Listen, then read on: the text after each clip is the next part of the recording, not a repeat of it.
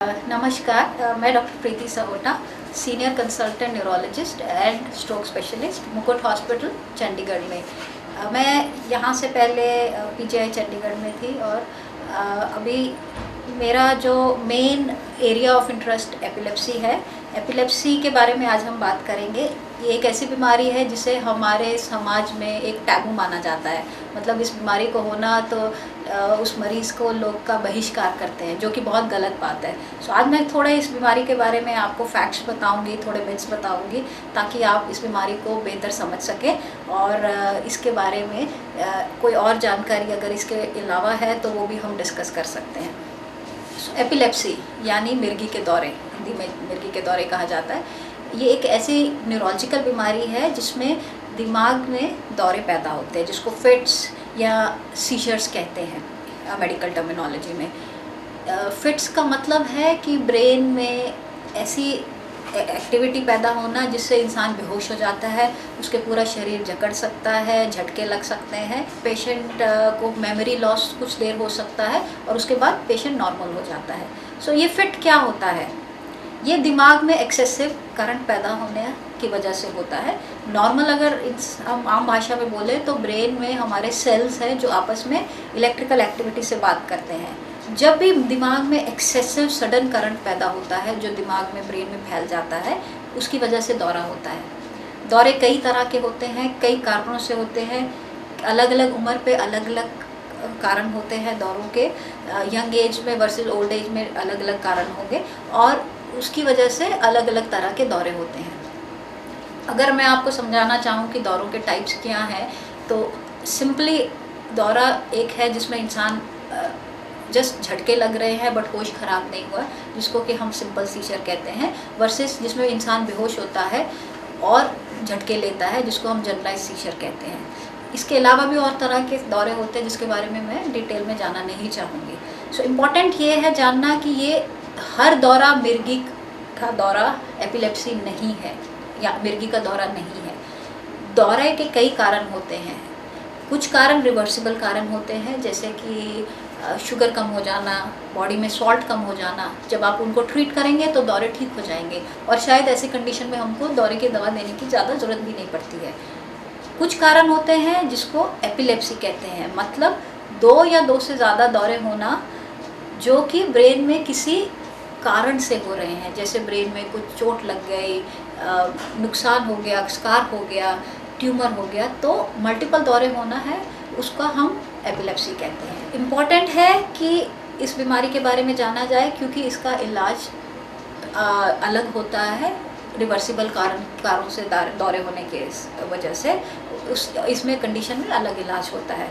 सो अभी हमने जाना कि एपिलेप्सी क्या है और क्यों होती है।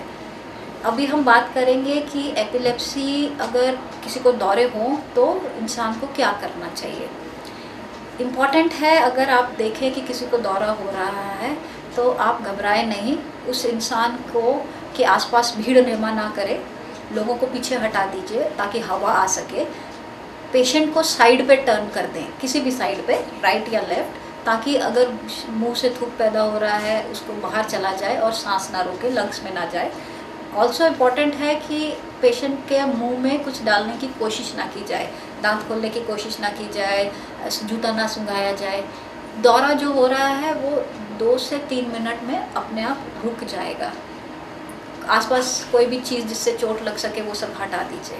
जैसे ये रुकता है, पेशेंट को पानी पिलाने की कोशिश मत कीजिए जब तक कि उसका होश पूरा ना आए। जीभ भी कट सकती है, यूरिन भी निकल सकता है, उसको लेके चिंता करने की ज़रूरत नहीं है। जैसे ही होश आता है तो पेशेंट को आप डॉक्टर के पास लेके जाइए। अगर कोई दौरा 5 मिनट से लंबा चल रहा है या बार बार दौरे हो रहे हैं, बिना होश आए मल्टीपल दौरे हो रहे हैं, तो ये एक इमरजेंसी है, तो पेशेंट को इमरजेंसी में लेके जाना चाहिए। अदरवाइज़ पेशेंट अपने डॉक्टर के पास जाके अपने ट्रीटमेंट ऑप्टिमाइज़ करा सकता है। अभी आते हैं कि अगर ऐसा हुआ है और आप डॉक्टर को दिखा रहे हैं तो कौन सा डॉक्टर इसको ट्रीट करेगा और कैसे ट्रीट करेगा। न्यूरोलॉजिस्ट जो कि ब्रेन के डॉक्टर हैं, दौरे की बीमारी को ट्रीट करते हैं। आप जब डॉक्टर के पास जाएंगे तो डॉक्टर कई तरह के टेस्ट कराएंगे कारण जानने के लिए। उसमें ब्रेन का स्कैन है, ब्रेन का EEG है जिसमें कि हम ब्रेन की एक्टिविटी देखते हैं, कुछ ब्लड टेस्ट करते हैं कारण जानने के लिए, और पेशेंट को दवाई दी जाती है अगर 2 से ज़्यादा दौरे हों। वो दवाइयाँ अलग अलग तरह की दवाइयाँ अवेलेबल है, आपका डॉक्टर डिसाइड करेगा कि उम्र, जेंडर, टाइप ऑफ सीजर्स क्यों हो रहे हैं और बाकी कोमॉर्बिडिटीज़ क्या है। एल्डरली में blood pressure, heart disease, diabetes, kidney disease, बहुत कुछ होता है। और भी बहुत सी दवाइयाँ चलती है, तो ये सब डिसाइड करके डॉक्टर डिसाइड करेगा कौन सी दौरे की दवाई दी जाएगी। इम्पॉर्टेंट ये है जानना कि जो दवाई दी जाती है वो दौरे का कंट्रोल है, क्योर नहीं है। कारण को ख़त्म नहीं कर सकती, वो दौरे दबा रही है। जो हम दवाई देते हैं वो पेशेंट की वेट, उसकी कोमॉर्बिडिटीज़ को देख के हम दवा शुरू करते हैं और दवा एडजस्ट की जाती है पेशेंट के कंट्रोल के हिसाब से। अगर पेशेंट कम सोएगा, लाइट एक्सपोजर जिसमें फ्लिकरिंग लाइट एक्सपोजर करेगा तो वो भी दौरा पैदा करता है। दवाई खाते हुए भी दौरा हो सकता है।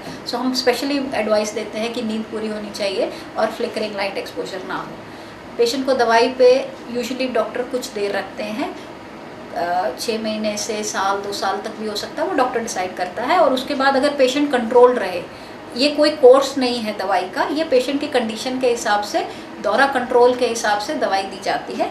अगर पेशेंट कंट्रोल रहे लास्ट दौरे के बाद तो डॉक्टर प्लान करते हैं दवा को विड्रॉ करने का। यूजुअली जनरली हम बोलते हैं पहली बार दौरा की दवाई खाने के बाद 50-50% चांस होता है कि पेशेंट कंट्रोल रहे, दोबारा दौरा ना हो दवा ख़त्म करने के बाद, या अगर दोबारा दौरा होता है तो दवाई खानी पड़ती है।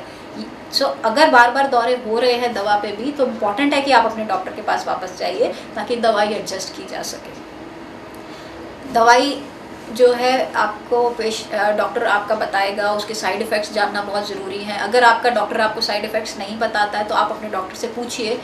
कुछ दवाइयाँ स्किन रैश करती हैं, कुछ दवाइयाँ लिवर अफेक्ट करती हैं, कुछ दवाइयाँ मूड चेंजेस ला सकती हैं। तो ये सब चीज़ें आपके लिए भी उतना ही ज़रूरी है जानना, और ये आपको डॉक्टर से पूछना चाहिए। एक बार जब आपकी दवाई शुरू होती है, दवाई से दौरे कंट्रोल हो जाते हैं, तो कुछ हद तक पेशेंट्स में दवाई विड्रॉ भी की जा सकती है। इसके अलावा इम्पॉर्टेंट है कि आप अपना अगर और कोई मेडिकल कंडीशंस हैं उसका इलाज कीजिए ताकि इनडायरेक्टली और डायरेक्टली वो आपके दौरे की बीमारी को अफेक्ट ना करे। इसके अलावा अगर देखा जाए तो इस बीमारी का पेशेंट नॉर्मल लाइफ व्यतीत कर सकता है। ये नहीं है कि आपको ये बीमारी है तो आप नॉर्मल लाइफ ना व्यतीत करें। नॉर्मल लाइफ आप व्यतीत कर सकते हैं। कुछ चीज़ों का ध्यान रखना होता है जो हम अवॉइड करने को बोलते हैं, जैसे ड्राइविंग, स्विमिंग, हाइट पे जाना एक्सेट्रा। इसके अलावा मैं 1-2 चीज़ें और बोलना चाहूँगी, स्पेशली वुमेन के लिए। लेडीज़ में अगर ये दौरे की बीमारी है, ज़्यादातर हम देखते हैं क्योंकि ये सोशल टैबू माना जाता है तो वो दवाई कुछ देर बाद खुद बंद कर देती है या फैमिली बंद करा देती है, स्पेशली अगर मैरिज हो जाए। ऐसा नहीं होना चाहिए। दवाई हमेशा रेगुलरली खानी चाहिए, अदरवाइज़ दौरों का रिस्क बढ़ जाता है और बाद में हमारे लिए दौरा कंट्रोल करने में भी प्रॉब्लम आ सकती है। दूसरा है बच्चों में दौरे। बच्चों में जो दौरे होते हैं उनके कारण थोड़ा एडल्ट से अलग होते हैं। इम्पॉर्टेंट है रिकॉग्नाइज़ करना कि बच्चों को दौरे हो सकते हैं। स्पेशली एक तरह की बीमारी होती है जिसको हम एब्सेंट सीजर कहते हैं, जिसमें बच्चा जस्ट 2-3 सेकंड के लिए गुम होगा और फिर ठीक हो जाएगा, पता भी नहीं चलता है। ज़्यादातर स्कूल में कंप्लेंट आएगी कि बच्चे की परफॉर्मेंस अच्छी नहीं है, स्कॉलेस्टिक परफॉर्मेंस, बच्चा कंसंट्रेट नहीं कर रहा है। सो इधर इम्पॉर्टेंट है कि अगर ऐसा कुछ हो और स्कूल में टीचर बताए कि ये अचानक बैठे बैठे गुम हो जाता है तो आपको बच्चे को न्यूरोलॉजिस्ट को दिखाना चाहिए ताकि इस बीमारी के बारे में, एब्सेंस एपिलेप्सी के बारे में इवैल्यूएशन हो सके और इलाज हो सके। वुमेन में एक और इम्पॉर्टेंट चीज़ है कि जब शादी होती है, प्रेगनेंसी होती है, तो सबसे ज़्यादा फैमिली घबराती है कि अभी दवाई चल रही है तो बच्चे पे असर ना हो जाए। इम्पॉर्टेंट ये है जानना कि अगर दौरे की दवाई चल रही है, उसको अचानक बंद कर दिया जाए तो मदर को दौरे हो सकते हैं जो कि प्रेगनेंसी पे एडवर्स इफ़ेक्ट, बुरा इफ़ेक्ट डाल सकता है। और ये भी है कि ज़्यादातर हमारी जो दवाइयाँ हैं वो रिलेटिवली सेफ़ हैं। सो औरतों में अगर प्रेगनेंसी हुई है और वो दौरे की दवाई खा रही है तो वो सडनली कभी बंद नहीं करना चाहिए। हमेशा अपने डॉक्टर से जाके मिलिए और डॉक्टर से अपने जो भी आपके कंसर्न्स हैं, दिमाग में कन्फ्यूजन है बीमारी और इलाज को लेके प्रेगनेंसी में, उनसे मिलिए और एक रेगुलर फॉलोअप रखिए, क्योंकि जैसे जैसे वज़न बढ़ता है शायद दवाई की नीड बढ़ जाती है तो हमको उस हिसाब से प्रेगनेंसी में दवाई एडजस्ट करनी पड़ती है। एक और बात साथ एल्डरली में जब दौरे होते हैं, जब बाद की उम्र में दौरे होते हैं, ये दौरों के स्पेसिफिक कारण होते हैं। सो अगर पेशेंट को दौरा हुआ है, ज़रूरी नहीं है कि वो दौरा मिर्गी के दौरे जैसे ही सामने आए। आप ये भी देख सकते हैं कि एल्डरली पेशेंट सडनली कंफ्यूज हो गया और थोड़ी देर कंफ्यूजन के बाद वो बेटर हो गए, तो लोग कहते हैं जी उम्र हो गई है, पगला गया है, इलाज नहीं कराना। वो बहुत गलत बात है। हमेशा इवैल्यूएशन डॉक्टर के पास ले जाके दिखाना चाहिए। शायद ये दौरे हैं जो कि कंट्रोल किए जा सकते हैं, जिसका एक इलाज है। ये सब जो चीज़ें आपको मैंने इस बीमारी के बारे में बताई है, ये आम कॉमन बातें हैं जो कि हम कुछ डॉक्टर के ग्रुप ने मिलके एक वेबसाइट भी क्रिएट की है, www.brainclick.in। आप उस पर जाके एपिलेप्सी के बारे में और भी अधिक जानकारी देख सकते हैं अगर आपको चाहिए। Thank you so much for listening.